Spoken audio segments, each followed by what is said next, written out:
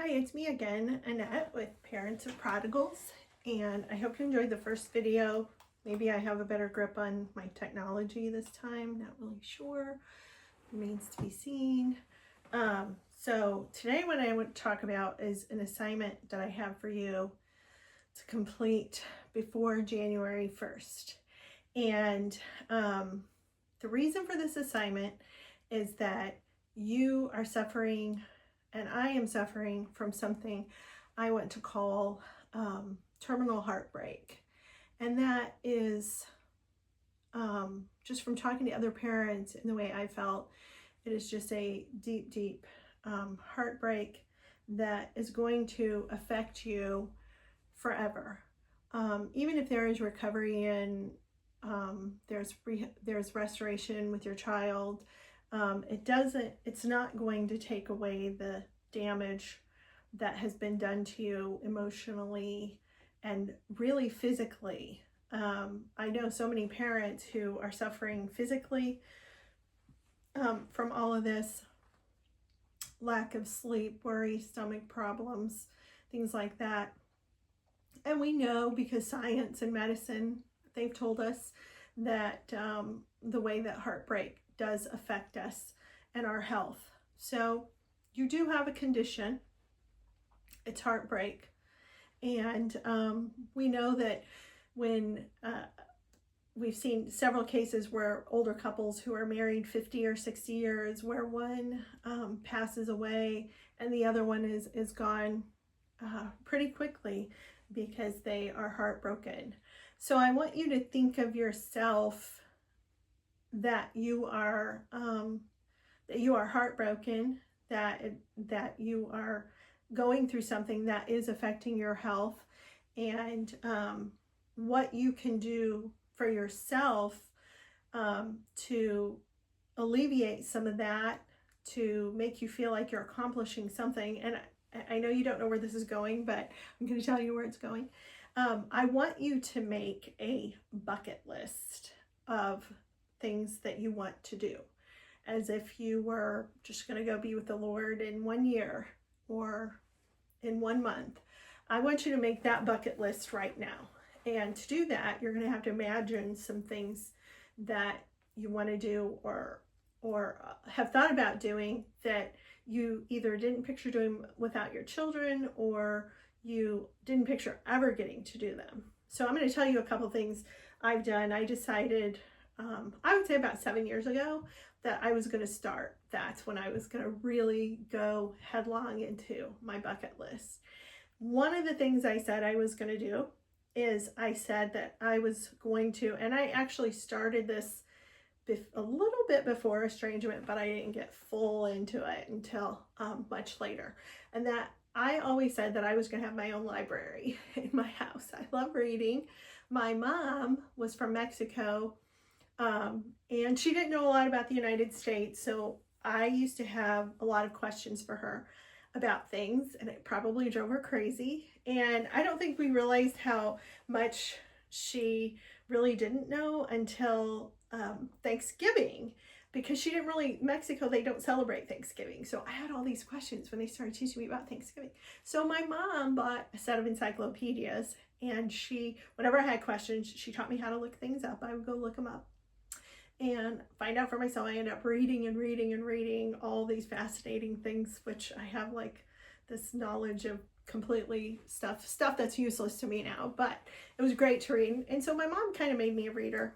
So I said one day I'm going to have this, like, I read a lot of old English literature, classic literature, things like that. I was in honors English and lit in high school, where we read a lot of the classics. So just seeing illustrations and all that stuff, I always wanted this British library. And so I'm in it right now. I'm in one of my bucket list things. So it could be something like that. The other thing I always said was on my bucket list was that I am a big C.S. Lewis and Tolkien fan, the guy who wrote Lord of the Rings and The Hobbit, the guy who wrote Narnia.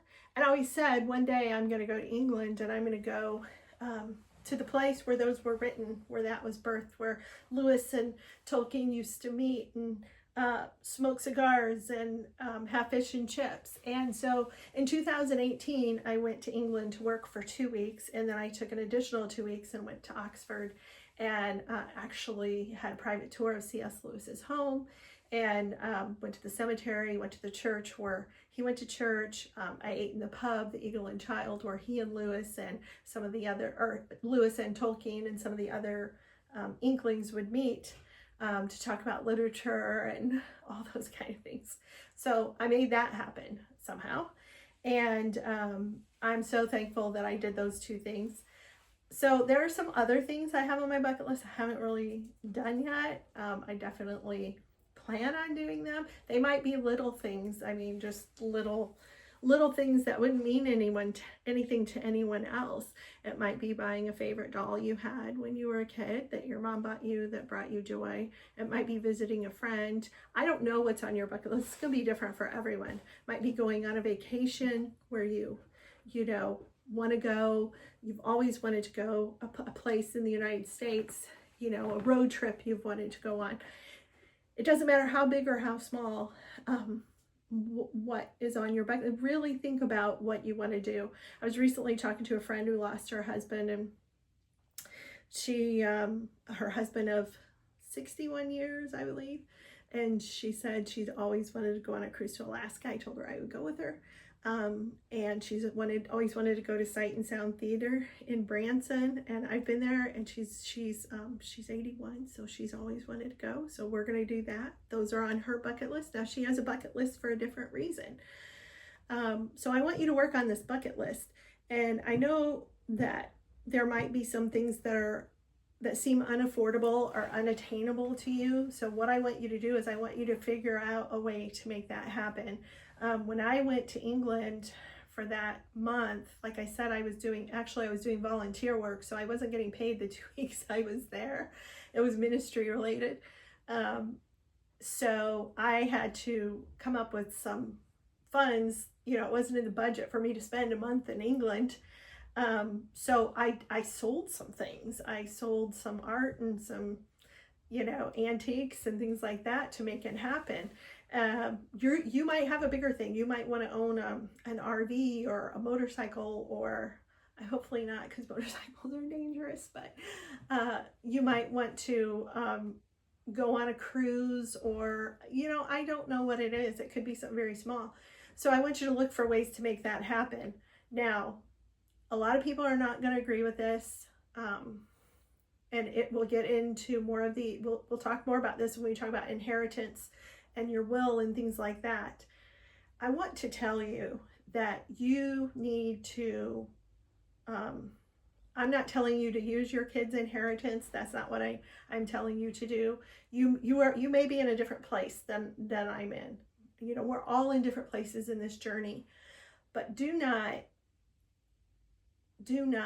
defer your dreams if you're hoping for something that may not happen. And I'm not being negative.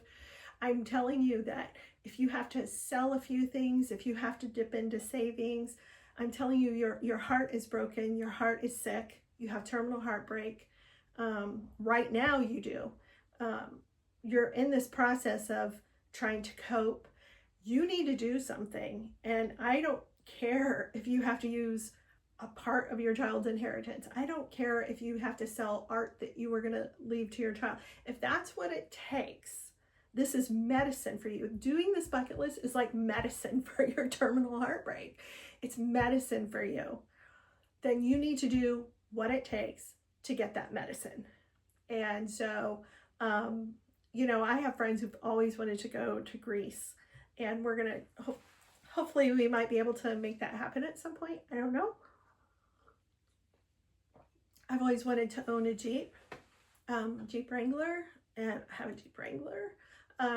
So I had to sacrifice some things to have those things, and sell some things, and use some savings and things like that, which I can build up again if I want to. But I want to do those things that are going to help my, and everyone's like, well, those are material things, and material things don't, they can't replace your kids. You're right. No, that's all true.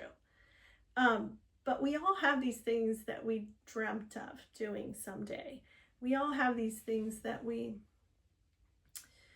pictured that we might be able to see or might be able to do, or that we might have, that remind us of something good. It's okay to do that. It's okay, it's okay to be, I don't want to say self-focused or selfish. You're not being self-focused. You're not being selfish. You deserve to have some joy in your life. You deserve to have some happiness in your life. You're going through a terrible trial. We know, even the Bible tells us trials are going to come. We know these things happen, but do some things for yourself to bring yourself some joy. We don't have to live, it's bad enough to live this day to day. We don't have to live as if there's nothing that we can do or that to bring ourselves joy. We don't have to live that way. And it took me a long time to even want to do those things. And then I'm like, this is ridiculous. I have always wanted to do this. What am I waiting for? What are you waiting for? So between now and New Year's Day, because the holidays are coming, it's going to be rough. I'm not lying. I'm not going to lie. It's rough. And we're going to talk about the holidays soon. So the holidays are rough, and I do have some suggestions for that. But from now until New Year's Day, I want you to work on that bucket list. It would be really great if you could come up with 10 things. It could be, I watched the show. In fact, I have a dog named Buffy. I watched the show Family Affair when I was a kid, and I have a twin brother that died at birth, and I always thought of Jody and Buffy as my twin and I. And I still have my Mrs. Beasley doll that my mom bought me when I was little. And I have a friend who just told me she had always wanted a Barbie, and she never got a Barbie. She's in her 60s. If you want a Barbie, go get yourself the exact Barbie that you wanted. If you want to a Mrs. Beasley, get yourself a Mrs. Beasley that you wanted. If you want to start bird watching, get yourself books and binoculars and start bird watching.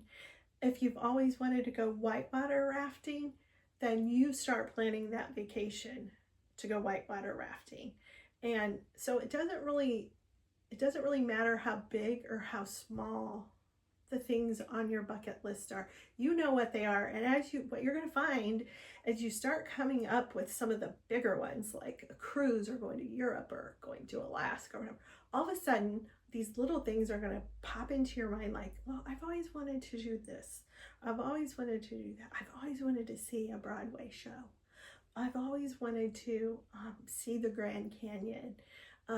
Like I said, some of these things, they don't have to be this grandiose, expensive, costly things.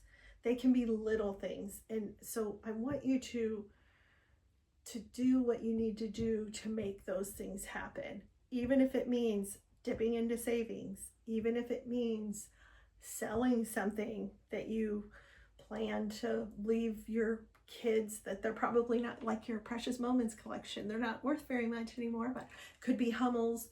Old ones are worth a little bit more right now. It could be jewelry that you don't really wear too much anymore. It could be an old antique car that you have that no one may want. Sell it and take a cruise. Sell it and go to the Grand Canyon. Sell it and buy yourself a sapphire ring or a ruby ring. Sell it and buy yourself a Barbie doll or a collector train, a Lionel train. If you're a guy and you've always wanted one of those Lionel trains, sell it and sell some stuff and buy yourself a Lionel train. You need to have that before Christmas, actually, and put it under your Christmas tree. So I hope this, and this isn't a real deep video, I hope this helps you think about the future and that you have some positive things coming and some joy coming. I'm at that 14-minute mark, and so I'm going to stop it right now. And so I want you to work on that bucket list between now and January 1st. I want you to come up with 10 things. Put 10 things on your bucket list. And those are individual to you. There's no right or not wrong. They're all about you. All right.